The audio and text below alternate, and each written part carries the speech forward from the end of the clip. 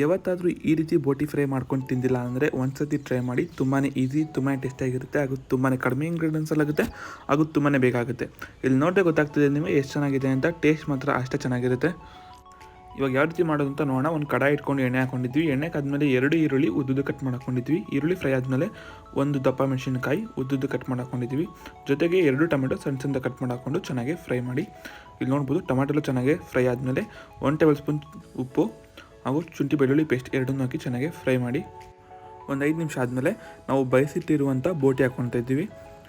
ಇವಾಗ ನಾವು ಹಸಿಮೆಣಸಿನಕಾಯಿ ಪೇಸ್ಟ್, ನಾವು ಒಂದು 6ರಿಂದ 7 ಹಸಿಮೆಣಸಿನಕಾಯಿ ಮಿಕ್ಸಿಗೆ ಹಾಕಿ ರುಬ್ಬಿ ಪೇಸ್ಟ್ ಮಾಡಿ ಅದನ್ನೇ ಹಾಕ್ಕೊಂಡಿರೋದು. ಇವಾಗ ಚೆನ್ನಾಗಿ ಮಿಕ್ಸ್ ಮಾಡಬೇಕು ನೀವು. ಇಲ್ಲಿ ನೋಡ್ಬೋದು ಇವಾಗ ಚೆನ್ನಾಗಿ ಇದು ಮಿಕ್ಸ್ ಆಗಿದೆ. ಇವಾಗ 1 ಬಟ್ಲಷ್ಟು ಆಗಲೇ ಬೋಟಿ ಬೇಯಿಸಿರುವಂಥ ನೀರು ಹಾಕ್ಕೊಂಡಿರೋದು ನಾವು. ಇವಾಗ ರುಚಿಗೆ ತಕ್ಕಷ್ಟು ಉಪ್ಪು ಹಾಕಿ ಚೆನ್ನಾಗಿ ಮಿಕ್ಸ್ ಮಾಡಿ ಮುಚ್ಚಿಡೋಣ ಒಂದು 5 ನಿಮಿಷ. ಇಲ್ಲಿ ನೋಡ್ಬೋದು ನೀವು 5 ನಿಮಿಷ ಆದಮೇಲೆ ಈ ರೀತಿಯಾಗಿದೆ. ಇವಾಗ 1 table spoon garam masala powder ಹಾಕ್ಕೊತಿದ್ವಿ, 2 ಟೇಬಲ್ ಸ್ಪೂನ್ ಪೆಪ್ಪರ್ ಪೌಡರ್ ಹಾಕ್ಕೊತಿದ್ವಿ. ಇಷ್ಟನ್ನು ಹಾಕಿ ಚೆನ್ನಾಗಿ ಮಿಕ್ಸ್ ಮಾಡಿ ಇವಾಗ ತುಂಬ ಟೇಸ್ಟಿಯಾಗಿರೋ ಬೋಟಿ ಫ್ರೈ ರೆಡಿಯಾಗಿರುತ್ತೆ. ಇದೇ ರೀತಿ ತುಂಬ ರೆಸಿಪೀಸ್ ಇದೆ ನಮ್ಮ ಚಾನಲಲ್ಲಿ, ಚೆಕ್ಔಟ್ ಮಾಡೋದು ಮರಿಬೇಡಿ. ಇಲ್ಲಿ ನೋಡಿದ್ರೆ ಗೊತ್ತಾಗ್ತಿದೆ ನಿಮಗೆ ಎಷ್ಟು ಚೆನ್ನಾಗಿದೆ ಅಂತ. ನೋಡಿರಲ್ಲ ಎಷ್ಟು ಕಡಿಮೆ ಇಂಗ್ರೀಡಿಯೆಂಟ್ಸಲ್ಲಿ ಎಷ್ಟು ಚೆನ್ನಾಗಿದೆ ಅಂತ. ನೀವು ಒಂದ್ಸತಿ ಮಾಡ್ಕೊತೀನಿ ಮತ್ತೆ ಮಾಡ್ತಾ ಇರ್ತೀರಾ. ಇದೇ ರೀತಿ ತುಂಬ ರೆಸಿಪೀಸ್ ಇದೆ, ಚೆಕ್ಔಟ್ ಮಾಡಿ ಹಾಗೂ ಫಾಲೋ ಮಾಡೋದನ್ನ ಮರಿಬೇಡಿ. ಈ ವಿಡಿಯೋ ನೋಡೋದಕ್ಕಾಗಿ ಧನ್ಯವಾದಗಳು. Keep watching our channel. Thank you.